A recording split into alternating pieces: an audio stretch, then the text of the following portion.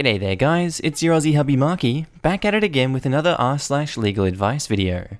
Now, if you love me as much as I love you, then you know what to do. I want you to mosey on over to that old like button and tackle it like Crocodile Dundee. Maybe even chuck an Aussie flag down in the comments. Now with that out of the way, I want you to sit back, relax, chuck a prawn on the barbie, and get ready for some good content. And our first post. My fiance may die. His sister wants half of our houses if he passes. So my fiance was in a car accident about a week ago. He has a 50-50 chance of surviving, though things have started to look up. His sister is also his birth mother. She got pregnant at 13 and his grandparents adopted him. So legally she is his sister. She has never had any involvement in his life. His adoptive parents died 3 years ago. My fiance and I have 2 children together and own a house. We have been together since we were 13 and are getting married this October. Our house is nearly paid off, and I can't afford to pay half the house equity to her by myself. I have no idea what to do, or even if she has a stake in the house. He's 23 and does not have a will. He also has a life insurance policy that she wants half of. I can't get a lawyer to talk to me without coming in for a $600 plus consult. I'm hoping someone can give me some kind of direction so I can stop worrying about my children and I becoming homeless and focus on my fiance. This is in Ohio. Thank you. Edit. I'm going to ask the mods to lock this post. All of my legal questions have been answered. I really appreciate everyone who took the time to respond. I'm going to contact a lawyer in the morning to discuss this in greater detail. Please pray or send good thoughts my fiance's way. I will update his condition when I find out more. So Legal Bye Bye says, if you are the beneficiary on the life insurance policy, you owe her nothing. The insurance company also won't give 2 craps about the will. For extra measure, get legally married / on paper now to thwart any nefarious plans on her behalf. From an internet stranger who doesn't know any better, just stating what I would do if I were in this circumstance. Taya says, you're not married?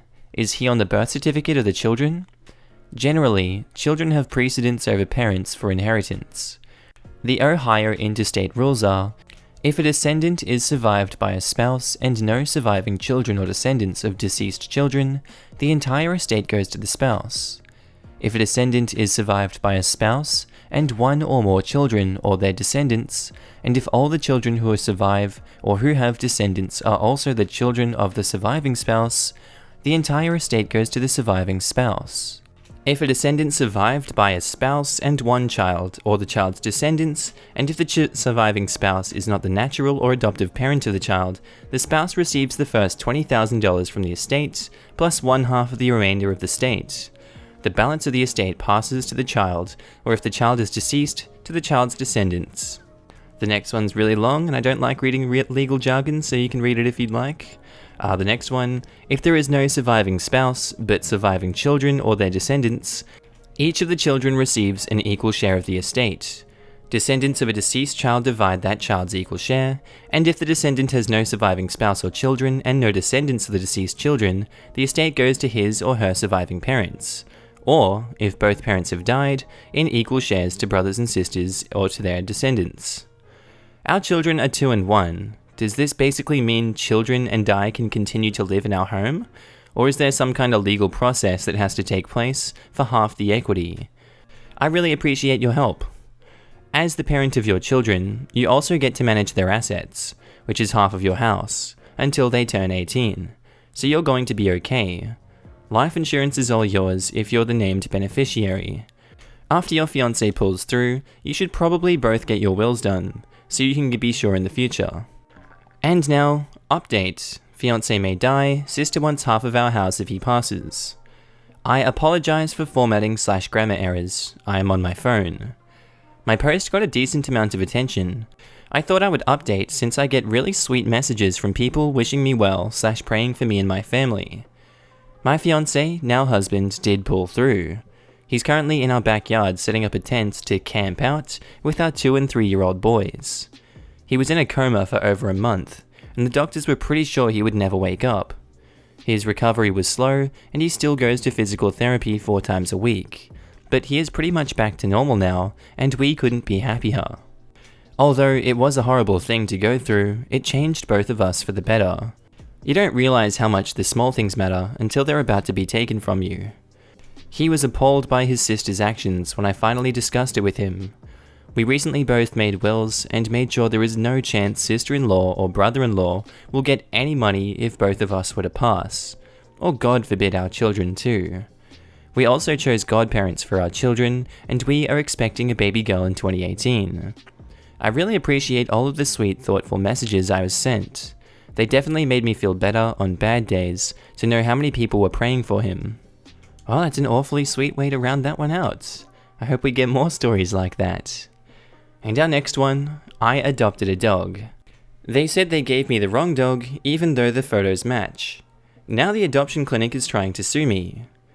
So I live in Texas, and I recently adopted a puppy from a humane society several hours from my house.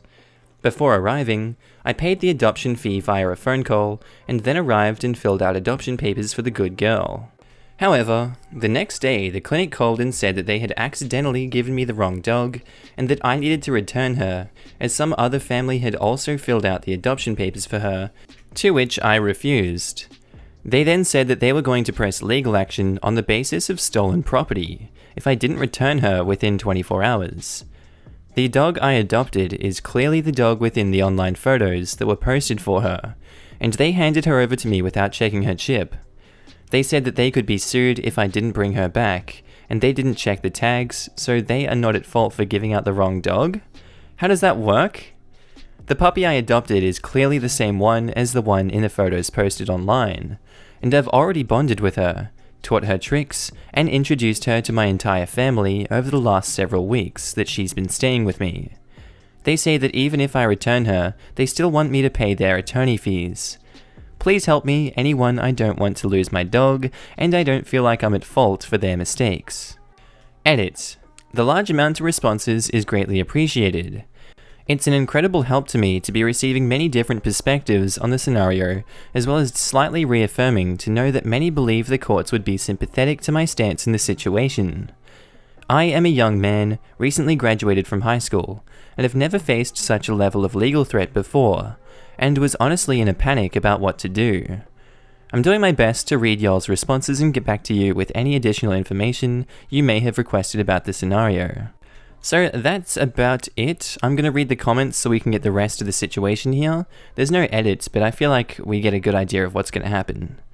Bats and Alligators says, could you clarify the timeline?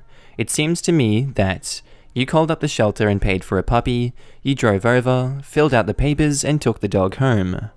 The next day, the shelter called you and said they gave you the wrong dog and they want it back and give you another one, of the same breed. You refused and they gave you a 24-hour timeline. You've bonded with the dog over the last few weeks. Additionally, can you explain what their attorney fees would be? Are they saying they consulted an attorney? Have they already filed? My first thoughts are, what are their damages? You paid for the puppy and got a wrong puppy? Was the other dog to be adopted out for more than $125? Small claims court limit is $10,000 in Texas, and in theory, they could reclaim attorney's fees if you are found guilty, but it seems like a lot of trouble all in all for one puppy from one litter being given out instead of another. So I picked up the dog around 2.5 weeks ago now. They stated it was the wrong dog the next day and threatened legal actions, such as reporting the dog as stolen property. And then around 2 weeks passed, and they now have an attorney draft a letter proposing a legal suit. Sorry, I should have been more detailed about the time frame. Forgive me, as I'm a new poster, and this is my second post here on Reddit. Tell them to sue. They very likely won't. Don't let them intimidate you. If they somehow do, just tell them what you wrote here. So you think that they don't have much foot to stand on? I mean, within a letter their attorney threatened to file at the end of the week, it even mentioned that they'd given me the dog without checking its microchip. It tried to frame us like we'd accepted the dog, knowing that it wasn't the right one, but she's clearly the same doggo from the photos. They even had 6 or so of their workers handle her from cages to the front office, as well as waved goodbye to us as we left. They've been messaging us constantly within the last couple of weeks too, with pictures of dogs saying they're holding them for consideration. And it sounds to me like they gave you the right dog, but copied the wrong chip ID onto your adoption paperwork. I think so, as the photos matched up perfectly with her physical appearance. They tried to send us a pic of another puppy, saying she's the one we're supposed to get, but the second photo they sent us was a short hair, not a long-haired dog like what we came to get and saw online. I think they might have accidentally adopted her to that other family as well, and gave her to us first, and don't want to admit their mistake. Anyway, what do you guys think of that case? Tell me down in the comments. Our next one is quite a long one, by Rich Thick Bitch. Boyfriend's ankle monitor is dying. His charger isn't working, and no one from the house arrest company will pick up. What should we do? So there is an update to this one at the top of the post, rest assured. So the original post is, title explains it all. What is our best course of action to prevent him from going to prison if his mother dies before they open in the morning? I suggest maybe filming himself sitting at home for proof that he didn't go anywhere. He thinks maybe he should call the police and go into the station so that he can be supervised, maybe put it in a holding cell overnight so that he has witnesses that he didn't go anywhere. Time is a factor. What do we do? Edit, thanks everyone for your feedback. He called, left a voicemail, sent a text, sent a video recording of the monitor and charger not working. He has been on house arrest for 11.5 months. We definitely know what it's supposed to look like when it's charging. He gets off September 14th. So his supervisor has an iPhone, so we even shared his location with them. Everything we could think of. At 12:29 AM, we get this text back. Sorry so late. I have been traveling today and not near computer or cell coverage. I looked it up and it should have showed you on charge, but it hasn't. Either it's not connected or charger not working. Still showing low battery. Call the office at 9 and talk to Greg about it. I'm sorry. Crisis averted. Sounds like we'll just stay put until the office opens and then we'll go get everything checked, and we'll be sharing his iPhone location with them until then. I would like to take a moment to address a few frequently asked questions. 1. We are in South Carolina. 2. He is not on probation or parole. He has never in his life been convicted of a crime. He was actually put on house arrest because he acquired too many traffic violations, none of which were DUIs, which in my opinion is absolutely ridiculous. 3. The house arrest company is a privately owned business. There is a man and a wife who charge every person they keep on house arrest $60 per week. Capitalism, ladies and gentlemen. So thanks again for everything, and if anything changes, I'll let y'all know. Final edits. Note, this is definitely not the final edits. We went into the house arrest place today after they opened. They gave him a new monitor, a new charger, a backup charger still in the box, and even knocked 4 days off his sentence. Horribly stressful event had a relatively happy ending. Thank you to everyone who took the time to read and reply. Edit. People are getting pretty mean. This got way out of hand.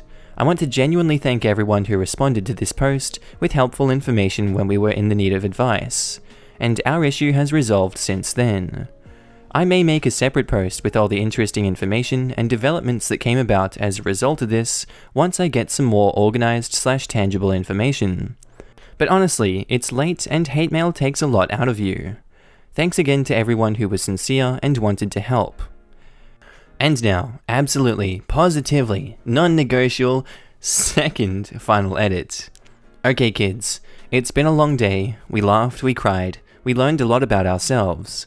But at the end of the day, after grilling him, background searching him, and even calling his mum, it has become abundantly and unquestionably clear that boyfriend's current house arrest sentence is 100% due to 3 DUs? Driving under suspension arrests. He was pulled over driving without insurance 3 times. Irresponsible? Oh, absolutely. He's known from the beginning how I feel about it. But he is not, nor has he ever been, 1 in prison, 2 on parole, 3 on probation. The disconnect was the difference between arrested and convicted. That is where I was confused, and as a result confused some of y'all. He had been arrested several times when he was in his teens, which is a very long time ago, and all of them were for dumb teen stuff like petty shoplifting, which he never went to prison for. Was that stuff irresponsible? Yes. Illegal? Also yes. But a long time ago, and entirely unrelated to his current house arrest sentence? You betcha. We had a good laugh about how dumb he was as a teen. He remembered a lot of it, and I learned a lot. To everyone saying I'm dumb for believing him about his current situation, you had me really questioning things for a minute there, and I'm sorry to disappoint you, but that's all there is to it. He will be getting off house arrest on September 10th, and to celebrate we're going to the beach. The end. Also, you thought, at the top of the post, here is, trying to get this update out there proved to be harder than I thought, so I put my update here. OP is still published at the bottom of this post. I know a lot of people were concerned about the reason behind my boyfriend's house arrest sentence, which led to an entire post on r/best of legal advice, being dedicated to how stupid I must be for believing his reasoning. Welp, he got off house arrest on Tuesday, the 10th of the 9th. Yay! I asked if he would mind if I uploaded his certificate of completion to Reddit, and he said that was fine. I would put it up here, but I think it breaks YouTube TOS if I do that. I'm just not going to do it for safety reasons. You can go find this post if you'd like. A few people have asked some really good questions, so I'm going to try to be as clear as possible. He really was not on probation or parole. When he went on trial, he was given the option to complete the program, which was a year with a privately owned house arrest company. If he failed to complete the program, he would be sentenced to 3 years in prison.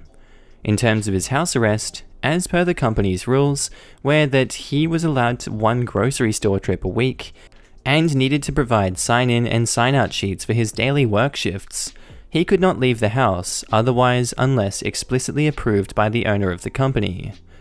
Every other week he was required to check in, which means he had to go into the house arrest place, sit down with someone, and provide receipts for his trips to the store, as well as all of his work slips, to prove that he was at the locations doing what he was supposed to be doing. He had to pay the company $60 a week to be on house arrest with them, which was quite an expense, but definitely better than prison.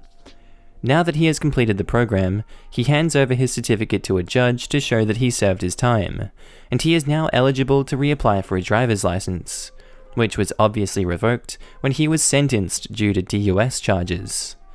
He was never on parole, he was never on probation. This entire ordeal was due to being a habitual traffic offender, a year of house arrest, for driving without insurance. He could not afford the insurance and was driving to get to work, to afford the insurance. He even switched up cars every time he drove. Does any of that make what he did okay? Absolutely not. But I did want to provide proof for those who were concerned that that is why he was put on house arrest and for no other reason. Thank you for coming to my TED Talk. I hope this cleared things up. Sorry for the lengthy post. I'm not even going to read the comments for this one. I imagine there is a lot of negativity down there because of the post was like one sentence. The rest of this post was just like, whoa. He's the reason he's on house arrest. Don't come at me, please. Don't attack me. I enjoyed this. This was an adventure, and I learned that DUs were a thing. I thought DUIs were the only thing.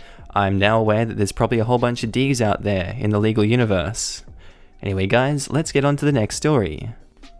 Cousin needs a life-saving hysterectomy, but insurance doctor won't approve because she's not done having babies. I feel like I hear a lot of this one when I research, contraception. My cousin has been getting these terrible infections after having her first child.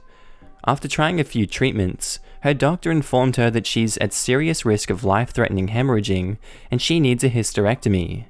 However, when her doctor tried to clear it with the insurance, their doctor, who has never met my cousin, informed her that he would not approve of her surgery because she's young and shouldn't throw away her chance to have more children.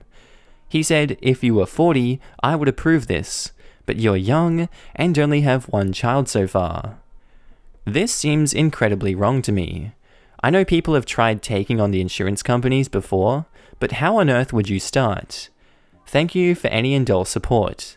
She lives in Utah, but the insurance company is based out in Minnesota. So 0 to 60 says, I'm not a lawyer, but I am a doctor. This is something they literally teach you about in ethics lessons. It's totally unacceptable. First, get the full name, license number, and address of the doctor. get him to send it to you in writing that he is denying coverage based on his opinion of your family planning. Usually, the second you ask for a license number, insurance doctors know it's the real deal. You can talk to a lawyer and find out the laws in your state. They'll recommend how to proceed, both in court and with the state medical board. Thank you so much. I'll let her know. Some people are just saying it was denied simply based on age and the doctor just explained it terribly. However, the doctor treating her was very upfront about the danger of the situation when he spoke with the insurance. I'll definitely let her know if she needs to play hardball. This is the route she should take. Again, thank you so much. Your cousin needs to speak with someone higher up in the insurance food chain. Go above that doctor, if necessary. The ability or future ability to have children here is irrelevant as long as she wants to proceed with that treatment, understanding the consequences and risks. The number of children she has/does not have is not material to the recommended treatment. I totally agree. I'll see what she can do about going over the doctor's head. I'm hoping she can get another opinion from a different doctor at the insurance agency, if there is one. Thank you. And now onto the update of that post within the same post. Thank you to everyone, especially those of you who reached out, including doctors, insurance specialists, nurses, and everyone else. I relayed all the info on to my cousin. Her doctor had completed the peer-to-peer, but she's begun the appeal process, with help from a lot of your comments. I really appreciate all of your help, and she does as well. Edit, my cousin put out a video with more details, but I can't include it as it has identifying personal information. I've also removed any mention of her exact age. And there's your update, looks like it's gonna go well, buddies. So our next post by JRJR92 Suicidal best friend checked herself into a facility while she recovers.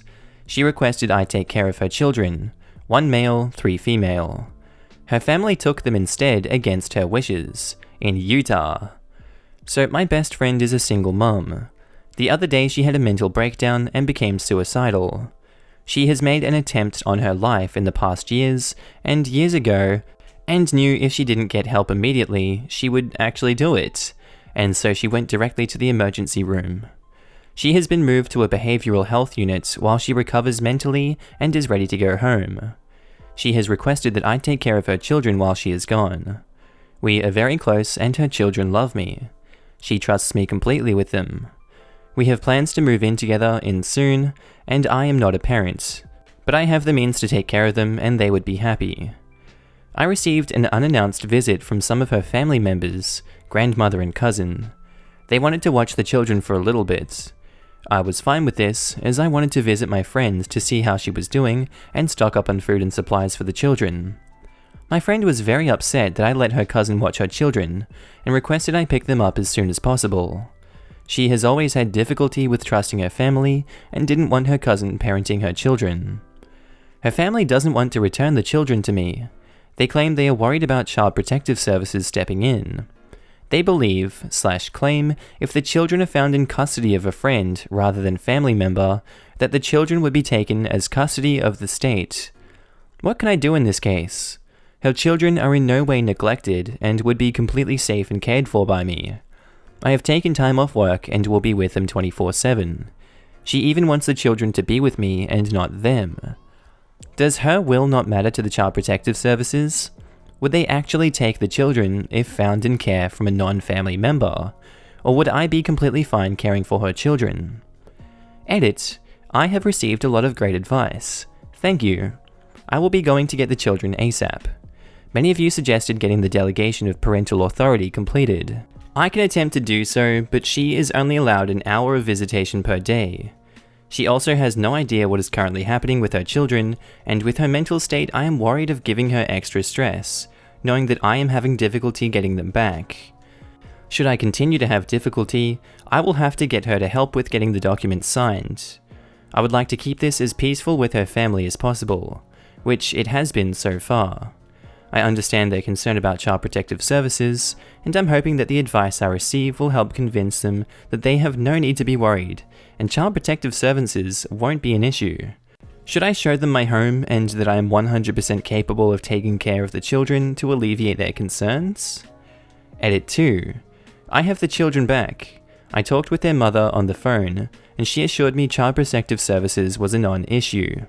She even assured that her family were not listed as caregivers, and another close friend of hers is. Her friend is with me in this, and believes I am fully fit to have them. Still facing a lot of opposition towards me having them, and I'm working through getting the proper paperwork signed. Edit 3. Thread has been locked, but I have received plenty of helpful advice. Thank you for all your well wishes. I have pumped up an air mattress for them as all the beds in the home are really tall. And they love it. The 3-year-old calls it her balloon bed. Oh, that's so cute. I also found pillows that look like eyeballs, and they think that it's the coolest thing that their bed has eyes. I am so happy to have them and relieved that they will be safe with me as we wait for their mother to return home. And it was locked apparently because people were attacking OP. Love that for them. But also very happy that the situation resolved peacefully. Alright, and our second last post for the day. Katie Cat says, "My mum kicked me out. She tried to get the people I was staying with arrested by lying to law enforcement. When that didn't work, she tried to get me in a psych ward. I'm happy where I am now, but she's trying to get me back. I'm 17 and live in Ontario, Canada. My mum is abusive and mentally ill. She kicked me out, told me to call your grandparents or I'm giving you to dad. My dad lives 20 hours away and is a physically abusive alcoholic. Time passes and my auntie picks me up. Then after a day of staying with her and my grandma, police show up at the door. They apparently kidnapped me, I guess. Mum said my grandma smokes cannabis and I'm in an unsafe environment. Thing is, my grandma is on oxygen and is actually allergic to cannabis. It's also not even illegal anymore. So the officers leave without any worry of my safety. Next day, 2 officers show up.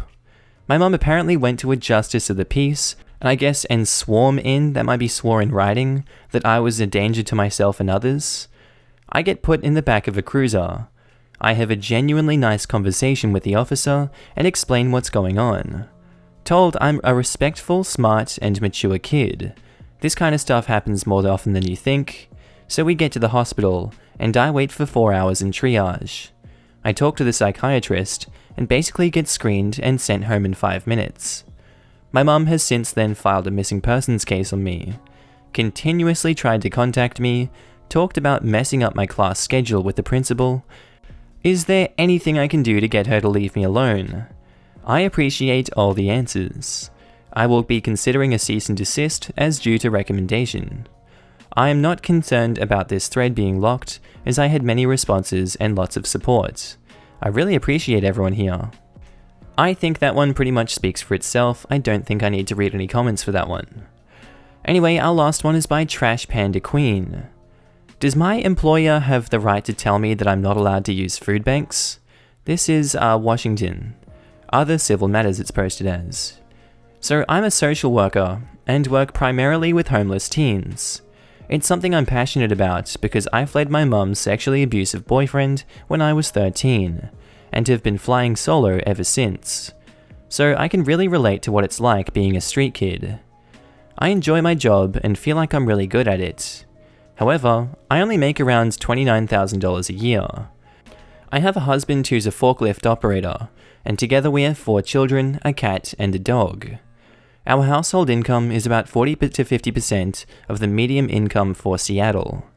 We live paycheck to paycheck. When crap hits the fan and unexpected expenses come up, we often need to use food banks, and then we normally use things like free clinics and the Salvation Army coat drive. It's not unheard of for me to run into current kids in the program and former clients from work when accessing these services.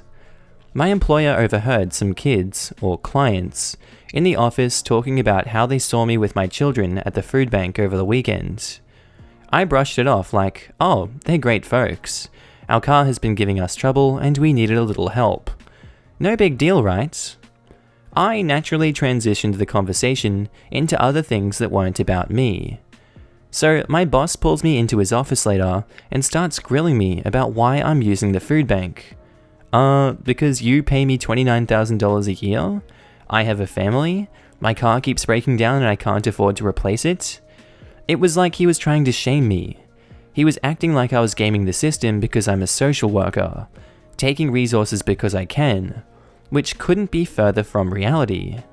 He brought up the ethics of seeing clients outside of work and how I needed to be mindful of places that I went, saying I shouldn't be going to food banks and resources that we refer to clients to, which, spoiler alert, is pretty much all of them in the city. I told him that I was eligible to use them based on my income, that my family depended on them to eat right now, that I wasn't using my employment status to garner any kind of favoritism, and that I went to the food banks closest to my home. He basically told me that I need to stop going to the food banks or I'd be let go. Is this legal? So, based on some of the comments and the impending change requiring a higher exempt pay come this January, this might also be an excuse to get rid of you / put the screws to you before the new requirements hit. Just a thought. Does your employer have an HR department, or can you speak to someone above your boss? It would be unethical if you were socializing with your clients outside of work. Seeing them at a grocery store or a food bank accidentally is not socializing. They can still terminate your employment, so if they refuse to change their position, start looking for new employment, unless you stop using the food banks. Also, in some areas, you may be able to get food banks to deliver to your house, so check that out. They say it's a tiny non-for-profit with literally 6 employees total, so unfortunately no HR. They contract a guy to do payroll and stuff like that. He wrote the employee handbook, which doesn't mention not using food banks, and I'm not sure if I should email him. Food banks here only deliver if you're elderly or disabled. My son has Downs, so I was hoping maybe they would, but no. It just sounds so stupid. Like, my husband and I are about to be going hungry ourselves to feed our kids and keep the car running. That is required for my job, while I look for a new job and hope I can find something. All because my boss doesn't like that I'm low income when he's the one who pays me below minimum wage in the first place. I just feel like there should be some kind of low income rights or legal protection or resources like that, protect my rights to exist, to survive. Actually below minimum wage, or is that hyperbole? Starting in January 2020, you need to be making a minimum of $35,500 to be salaried. Otherwise, you should be getting a minimum of $12 for each hour worked. Are you salaried or hourly? Like actual below minimum wage. I'm salaried at $29,000. My contract is overtime exempt, and I'm classified as part-time 30 hours a week. So that craphead cannot give me benefits. But in actuality, my essential duties and caseload is an impossible amount of work for 30 hours. That usually ends up in 40 to 50 hours. There have been pay periods I've made as low as $8 and change an hour. Sounds like you need to get a new job and then file a wage claim with the Department of Labor. I feel like the wage claim would be a waste of my time. Whenever I bring up to the employer that the hours worked / amount earned is below minimum wage, they basically retort with, well, you're overtime exempt salaried employee. Maybe you should have better time management. And then I spend 2 weeks getting criticized for doing things like eating lunch and going to the bathroom, saying this is how you waste your time. Wow, that's gotta ruffle a few feathers, that one. What a piece of crap. Wow, I didn't know that they treat employees like that, especially, obviously in this time, essential workers. I would classify a social worker helping the community as an essential worker. I feel like you might be a bad person if you disagree with that, but that's my opinion. Everyone's entitled to their own opinion. Tell me what you guys think of all these ones today. There's been a lot of topics covered. Gee whiz, that was quite a bloody odyssey that we went through today. Anyway, I really feel like watching the live-action Scooby-Doo movie, so I might just go do that. Hope you guys are having a good day, night, sleep, whatever you're up to today, and I'll see you in the next episode. Bye!